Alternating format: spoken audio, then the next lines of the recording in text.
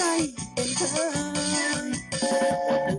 3 วันแม่น้องจอมคันหักเคยขึ้นบ้านผู้เฒ่าผู้เดินควันเสียงดังกองวันมาเยอะควันเอ้อายเงินน้อยคือเขาปล่อยบ่ได้เป็นเคยแฟนของเอาเขาเอาไปเสยหักแล้วลงเอ่ยเป็นบ่สมหวังวันกินหลอกเงินหายใส่กล่องยังได้ขายใจถ้าย้อนว่าเสียเงินหลายยังแสนเข้าไปแสนไปไหนให้คนแซวคนห้องแต่เคยกินดองดองอย่างสมหวังแต่ตัวเฮาความหักมาบังผู้สาวหักหลังไม่เป็นเคยก่อนลาแล้วลาเด้อลาแล้วเด้อผู้สามี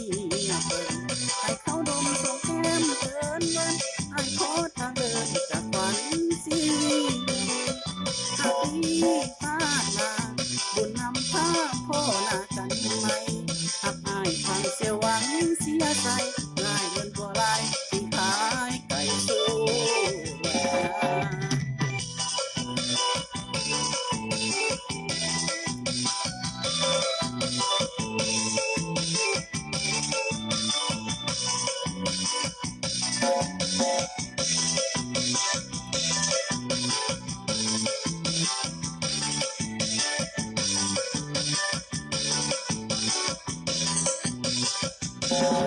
วันกินดอกเงินอายใส่ซองยังได้ขาย